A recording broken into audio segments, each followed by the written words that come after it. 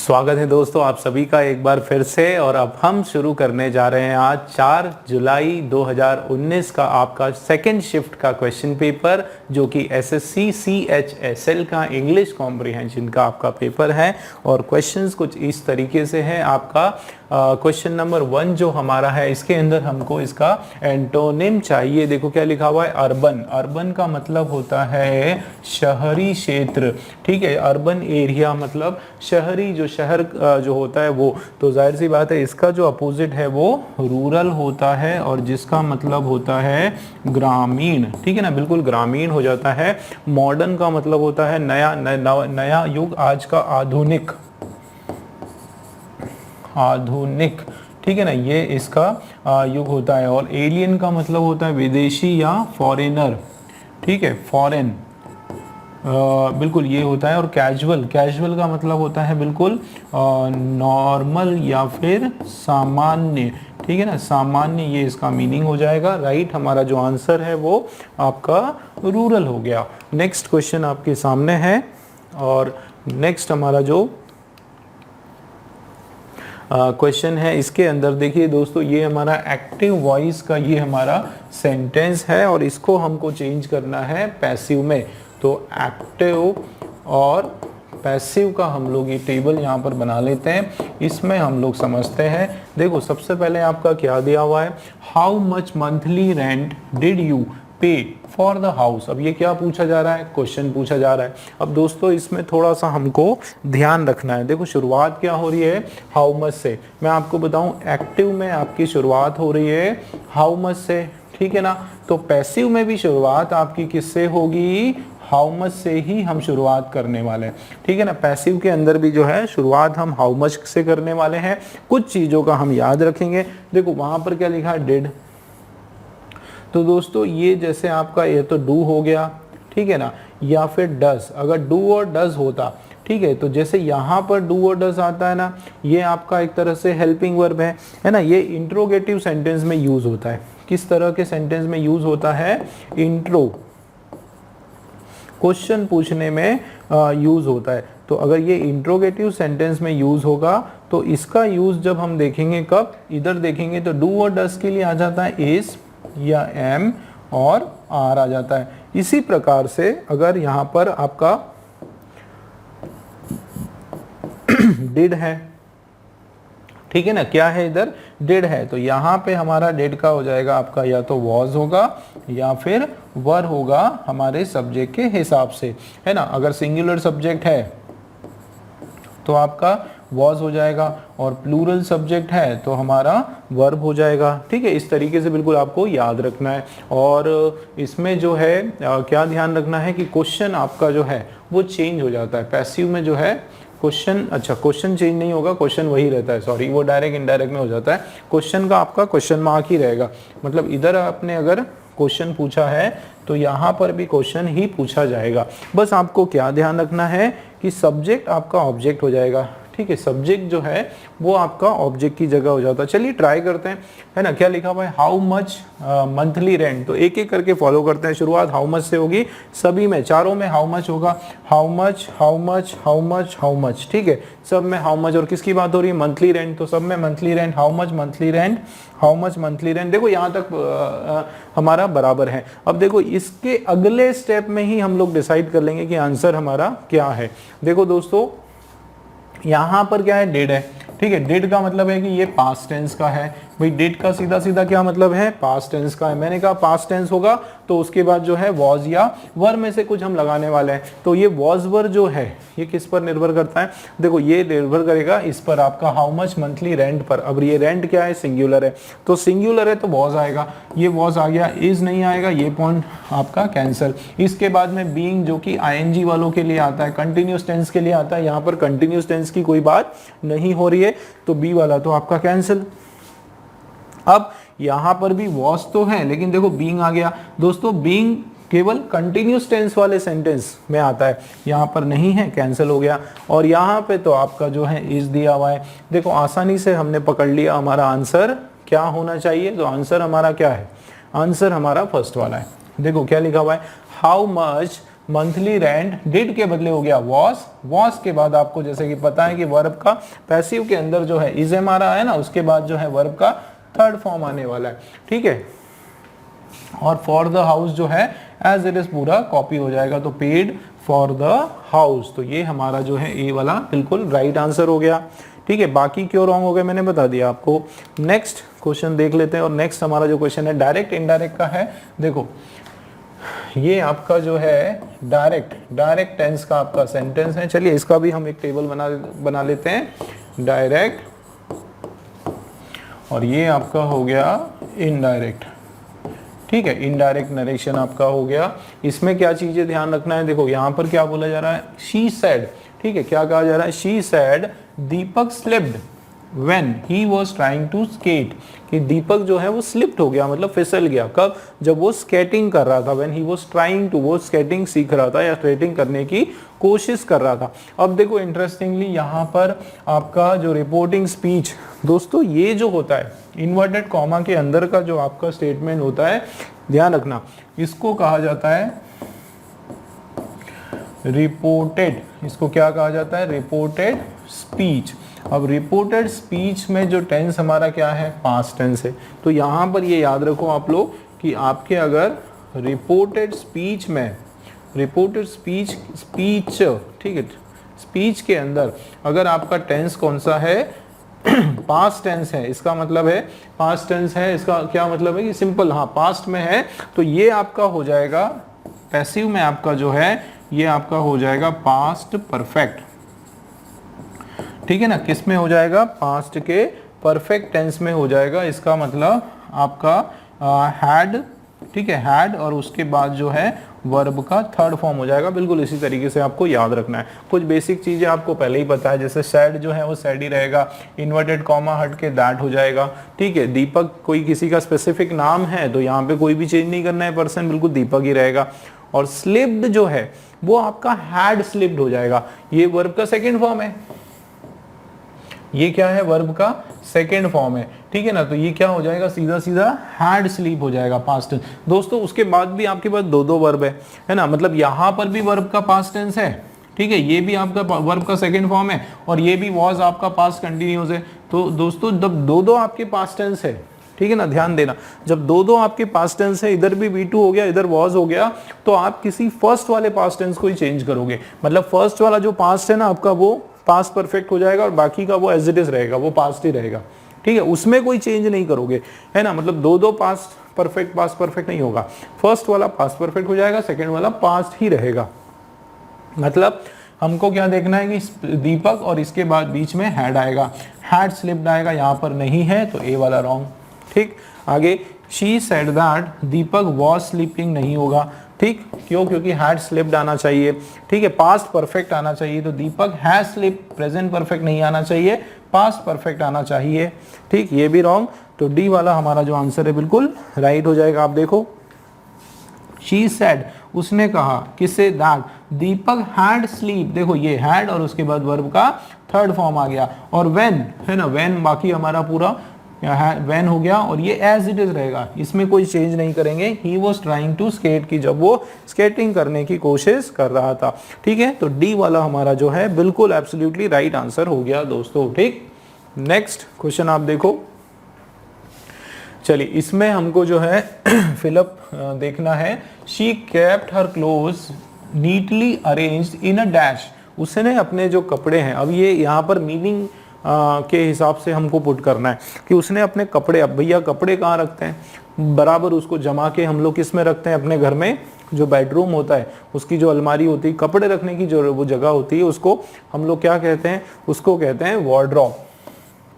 बिल्कुल आपको याद रखना पड़ेगा, कपड़े की जो अलमारी है उसको वार्डरोब कहा जाता है। तो यहाँ पर क्या होगा, she kept her clothes neatly arrange in a wardrobe, ठीक। वेयर हाउस तो जहाँ पे गोडाउन वगैरह जो रहता है, जहाँ पे हम लोग अनाज रखते हैं, है ना। लाडर एक बड़ी सी जगह होती है जहाँ पे हम लोग खाना रखते हैं, है ना। स्टोर हाउस, ये स्टोर हाउस फॉर फूड, उसको आप एक तरह से किचन बोल सकते हो, है ना, किचन के लिए। और गोडाउन वेयर हाउस तो आपको बताइए जहाँ पे धान रखते हैं, तो वार्डरोब हमारा आंसर हो गया। नेक्स्ट आप देखो, identify the segment which contain grammatical error. इसके अंदर आपका कुछ एरर है, देखते हैं। The soldiers had no choice when to obey the commander. देखो व्हेन का मतलब होता है कब, है ना, कब। तो यहाँ पे बोला क्या जा रहा है, नो चॉइस, है ना। नो चॉइस बिल्कुल आप एकदम इसको श्योर करके रख लो कि नो चॉइस आया तो उसके बाद जो है आपका बट आता है। क्या आता है आपका, बट कंजंक्शन आता है ना। मतलब उसके साथ जो सोल्जर्स हैं, जो सिपाही हैं, उनके पास और कोई भी ऑप्शन नहीं था बट टू, लेकिन क्या करना, टू ओबे। तो उनको but to obey the commander, मतलब उनको उनके अपने जो कमांडर हैं उनका आदेश का पालन करने के सिवाय उनके पास और कोई रास्ता नहीं था। ठीक है, तो no choice but, no choice but बिल्कुल याद रख लो, नो चॉइस व्हेन नहीं होता है। ठीक है, ये आपका रॉन्ग, नो चॉइस बट होता है। हाँ, नो चॉइस बट, है ना। तो व्हेन कहाँ हो गया आपका, ये हो गया। तो इसके अंदर आपका जो है एरर है। नेक्स्ट क्वेश्चन जो है, इसके अंदर स्पेलिंग की प्रॉब्लम है, देखते हैं क्या स्पेलिंग की प्रॉब्लम है। अच्छा देखो, select the correctly spelled word, मतलब 3 आपकी जो कोई स्पेलिंग है वो रॉन्ग है और एक स्पेलिंग जो है वो करेक्ट है। तो देखो करेक्टली स्पेल तो ये है जेन्युइन, ठीक है। जनरल की स्पेलिंग गलत है, क्या है, GENERAL, जनरल। गिल्टी की स्पेलिंग में डबल एल नहीं आएगा, GUILTI सिंगल एल आएगा। और जेनरस की जो स्पेलिंग है OUS होगा, GENEROUS, जेनरस, है ना। इसका क्या मतलब होता है, काइंड होता है ना, या हम्बल होता है, काइंड या हम्बल होता है। गिल्टी मतलब दोषी होता है ना, दोषी। अरे यार ये वाला दोषी, ठीक है, दोषी, कल्प्रिट जिसको बोलते हैं, ठीक है, कल्प्रिट हो गया। जेन्युइन मतलब करेक्ट, ईमानदार, है ना, फेयर, ये हो गया। जनरल मतलब नॉर्मल, ठीक है। तो ये आपका कुछ वर्ड्स हो गया। चलिए दोषी जी हटा देते हैं। और क्या गड़बड़ हो गया था, जनरल, ठीक। चलिए तो आगे देखते हैं नेक्स्ट क्वेश्चन की ओर। ये तो क्लियर हो गया आपका, इसमें जो राइट है वो आपका ये है, जेन्युइन वाला जो है बिल्कुल राइट है। नेक्स्ट हमारा जो है मोस्ट अप्रोप्रिएट, इसका मीनिंग हमको देखना है। इडियम का हेड इन द क्लाउड, कि आसमान में जो है सर जो है वो कहाँ रखना, बादल में रखना। इसका मतलब हमेशा ऊंचा देखना, ऊंचा सुनना। मतलब क्या मतलब निकल के आ रहा है, तो वैसे तो मैंने बताया था कि भैया इडियम जो है उसको तो याद ही करना पड़ता है ना। फिर भी एक कोशिश कर रहे हैं हम लोग कभी याद हो जाए कि हेड इन द क्लाउड का मतलब है हमेशा ख्याली पुलाव पकाना, ठीक है, हमेशा सपनों की दुनिया में रहना, कहीं और ही रहना, है ना। हकीकत से वाकिफ ना होना, है ना, हकीकत से कोसों दूर रहना, वो इसका सेंस आ रहा है। तो ये डे ड्रीम आपका हो जाएगा, दिन में सपने देखना, है ना। क्या देखना, कि दिन में सपने देखना, दिन में सपने देखना, ठीक है। ये अरे यार कितनी हिंदी में गलती होती है, ठीक है ना। दिन में सपने देखना, ये आपका मतलब बिल्कुल ख्याली पुलाव पकाते रहना, कुछ काम नहीं करना, है ना, ये सेंस हो जाएगा। तो ये डे ड्रीम करना, ठीक है, बड़े बड़े डींगे हाँगना, बड़ी बड़ी बातें करना, लेकिन सच्चाई में बड़े बड़े सपने देखना लेकिन कुछ करना नहीं, ठीक है, वो हो जाएगा आपका राइट आंसर, ए वाला। चलिए इसका जो है सिनोनिम हमको देखना है, मोस्ट अप्रोप्रिएट सिनोनिम। तो कैंडिड, कैंडिड जो वर्ड होता है, कैंडिड का मतलब होता है बहुत ही फ्रैंक, ठीक है, फ्रैंक होता है। ओपन माइंडेड, क्या होता है, ओपन माइंडेड बोलो, या फिर स्ट्रेट फॉरवर्ड, है ना। क्या होता है, स्ट्रेट फॉरवर्ड, जो सीधा मुंह पर जवाब देता है, या जो सच बोलता है ना। कैंडिड का मतलब होता है जो ट्रूथ बोलता है ना, कैंडिड होता है जो ईमानदारी से बात करता है, ओपन खुले दिमाग वाला व्यक्ति है, ठीक है। फ्रैंक जो व्यक्ति है उसको बोलते हैं कैंडिड, और उसका जो अपोजिट है वो होता है एरोगेंट और क्रूवल। ये दोनों जो है इसके क्या होते हैं, एंटोनिम्स होते हैं, ठीक है ना। नेक्स्ट क्वेश्चन आपका है, इसके अंदर आपका कुछ ना कुछ एरर है। ठीक है, एरर का ये हमारा क्वेश्चन है। चलिए देखते हैं, एक्सक्यूज मी, देखते हैं। The number of visitors at the fair were much larger than expected, है ना। इसमें यहाँ पर क्या कहा जा रहा है कि जो नंबर ऑफ विजिटर्स है कहाँ पर, फेयर में, फेयर मतलब जो मेला है, जो मेला जो है उसमें इवेंट है, उसमें were much larger than expected, कि जितना सोचा था उससे भी कई गुना ज़्यादा लोग आए, है ना, बहुत ज़्यादा थे। तो अब यहाँ पे आपका एक रूल आ गया किसका, द नंबर ऑफ, ठीक है ना, बिल्कुल आपको याद रखना है द नंबर, अगर ये वर्ड आया, ठीक है, द नंबर ऑफ आया तो उसके बाद जो नाउन आएगा आपका, ठीक है ना, जो नाउन आएगा वो क्या होगा, प्लूरल, नाउन आपका प्लूरल होगा दोस्तों। और जो वर्ब आएगा, ठीक है ना, वर्ब जो है वो आपका सिंगुलर होगा, बिल्कुल आपको याद रखना है, वर्ब आपका क्या हो जाएगा, सिंगुलर हो जाएगा, मतलब द नंबर ऑफ, ठीक है। उसके बाद ये आपका प्लूरल नाउन हो गया, ठीक है। उसके बाद जो है ये है जो हमारा, ये आपका रॉन्ग हो गया, वॉज आ जाएगा, सिंगुलर नाउन आ जाएगा, was much larger than expected, तो मतलब एरर जो है हमारा वो इसके अंदर है, ठीक है, डी हमारा एरर हो गया।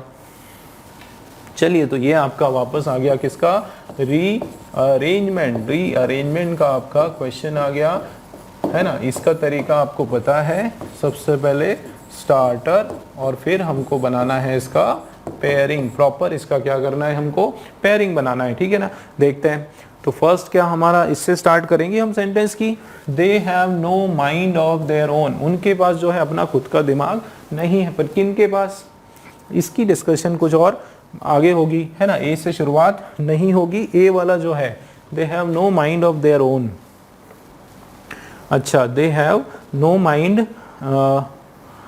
हाँ, पर किसके पास नहीं है ना, इसका समझ में नहीं आ रहा है ना, ये आपका क्या है, प्रोनाउन है, क्या है ये, प्रोनाउन है ना, मतलब ये हमारा स्टार्टर नहीं है दोस्तों, है ना भाई, दे कुछ तो हिंट दी होती, अब हम कैसे पता करें कि इंसानों की बात हो रही, किसी और की बात हो रही है, तो ए हमारा स्टार्टर नहीं है, तो दो ऑप्शन तो वैसे ही कट हो गए, अब दो ऑप्शन कट हो गए तो बी तो हमारा स्टार्टर आ गया।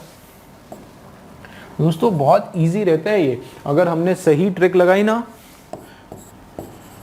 रीअरेंजमेंट के आपके जंबल के क्वेश्चन ट्रिक से करोगे, बहुत आसानी से 1 मिनट से भी कम समय में आप इसका आंसर निकाल सकते हो, मैं आपको गारंटी से बता रहा हूँ, 1 मिनट से भी कम समय में निकाल सकते हो, इतना आसान होता है अगर ट्रिक आपकी सही पड़ी, ठीक। देखो कैसे भाई, ये आपका स्टार्टर, इसमें पता चल रहा है कि हम किसकी बात कर रहे हैं, है ना, शुरुआत में इससे करेंगे तो किसके बारे में बात कर रहे हैं, ये दे कोई तो हुआ ना, तो जाहिर सी बात है ए स्टार्टर नहीं है, दो ऑप्शन कट हो गए, बी हमारा आंसर है, अब बी से हमारा स्टार्टर है, तो बी हमारा क्या है, स्टार्टर है, दोनों ऑप्शन में बी। अब बस हमको पेयर जोड़ना है, या तो बी डी होगा या फिर आपका बी और ए होगा। आप देख लेते हैं बी डी है क्या, देखो सबसे पहले किसकी बात हो रही, बी, तो क्या है ये, it is misleading to imagine that computers can think like humans, है ना, कि ये बड़ा मिसलीडिंग है, ये सच बात नहीं है क्या, इस चीज को सच मानना, इमेजिन करना कि कंप्यूटर्स जो है वो इंसानों की तरह सोच सकते हैं, है ना, ये बिल्कुल भ्रमित बात है, ठीक है। उसके आगे देखो डी आ रहा है, दे कैन नॉट डू सो, क्या नहीं कर सकते, देखो वो क्या नहीं कर सकते, सुनो, ये क्या नहीं कर सकते, इसका आंसर इसी में कि computers can think like human, कि they can not do so, कि कंप्यूटर्स क्या नहीं कर सकते, कंप्यूटर इंसानों की तरह सोच नहीं सकते, है ना, मतलब बिल्कुल आपका पेयरिंग हो रहा है। देखो आप, इट इज मिसलीडिंग, ये बिल्कुल भ्रामक खबर है, या इमेजिन करना कि कंप्यूटर जो है वो इंसानों की तरह सोच सकते हैं, क्यों, क्योंकि वो ऐसा नहीं कर सकते हैं, दे कैन नॉट डू सो, ये बिल्कुल आपका क्या हो गया, पेयरिंग हो गया, मतलब मैं बोलता हूं ये आपका आंसर हो गया।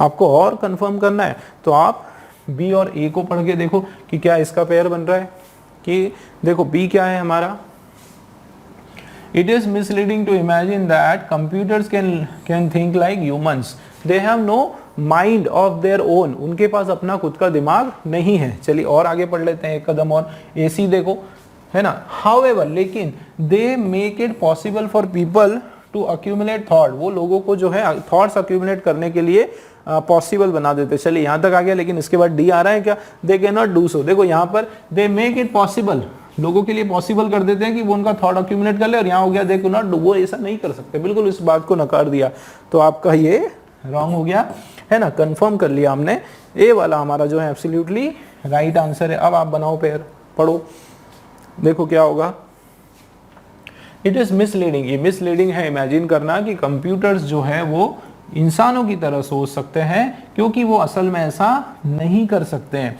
आगे देखो, उनके पास ऐसा माइंड ही नहीं है। देखो इसका कारण भी बताया, ऐसा क्यों नहीं कर सकते, क्यों इंसानों की तरह नहीं सोच सकते, क्योंकि दे हैव नो माइंड, उनके पास अपना खुद का दिमाग नहीं होता है कंप्यूटर के पास, ठीक है ना। अब आगे देखो, हाउएवर, है ना, लेकिन दे मेक इट पॉसिबल, एक चीज वो कर सकते हैं, लोगों के लिए जो है वो ये चीज आसान कर सकते हैं, टू अक्यूमुलेट थॉट्स, मतलब बहुत सारी जो इंस्ट्रक्शंस हैं, बहुत सारी इंफॉर्मेशंस हैं, वो लाके कंप्यूटर में अपने अंदर फीड कर लेते हैं, ताकि इंसानों को जब उन इंस्ट्रक्शंस की जो पहले से उन्होंने कंप्यूटर में डाली हुई है उसकी जरूरत पड़े, तुरंत वो उसको निकाल के सामने शो कर दे। तो इतना कर सकते हैं, ठीक है। मतलब ए वाला जो है हमारा राइट आंसर। नेक्स्ट क्वेश्चन आप देखो, मोस्ट अप्रोप्रिएट, हमको इसका सिनोनिम चाहिए।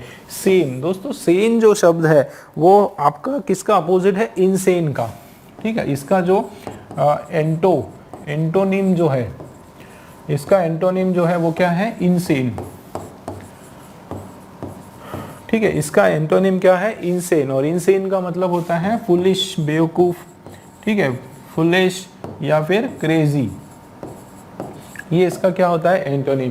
तो सेन आपका जाहिर सी बात है एक पॉजिटिव वर्ड है, ठीक है, पॉजिटिव सेंस का वर्ड है, और इसका मतलब होता है सेंसिबल। क्या मतलब होता है, सेंसिबल, मतलब समझदार, है ना। क्या मतलब होता है, समझदार, समझदार व्यक्ति, है ना, या रीजनेबल व्यक्ति,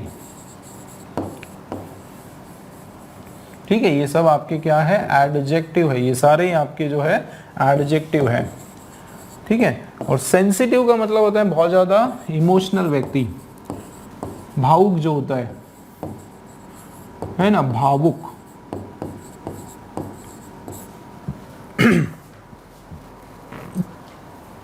क्रेजी, एक्सक्यूज मी, क्रेजी और फुलिश जो होता है वो इसका अपोजिट हो जाएगा, इसका एंटोनिम हो जाएगा, है ना। तो सेंसिबल हमारा जो वर्ड है वो इसका क्या हो गया, सही सिनोनिम हो गया, ठीक, रीजनेबल या फिर सेंसिबल। चलिए नेक्स्ट क्वेश्चन आपका, ओके तो क्या हो रहा है, identify the most appropriate option, underline word, ठीक है। इसमें अंडरलाइन नहीं दिया हुआ है, मैं अंडरलाइन इसमें कर देता हूं।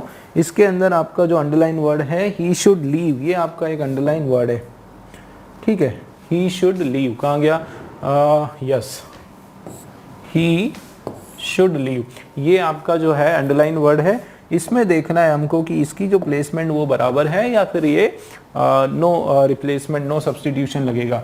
चलिए देखते हैं क्या लिखा है, those who have not received the invitation he should leave. अब देखो किसकी बात हो रही है, शुरुआत किससे हो रही है कि भाई उन वो लोग, ध्यान देना ये आपका क्या है, प्लूरल नाउन है, क्या है ये, प्लूरल नाउन है। पूरे सेंटेंस में शुरुआत इससे इसी से हो रही है, ये आपका सब्जेक्ट है ना, एक तरह से अनाउंसमेंट है कि भैया जो लोग, वो लोग, ठीक है, वो लोग। देखो हु, ये हु आया ना, ये आपका क्या है, रिलेटिव प्रोनाउन, ठीक है। अब इसके बाद ये क्या है, इसका एंटीसीडेंट है, ये क्या है, एंटीसीडेंट है।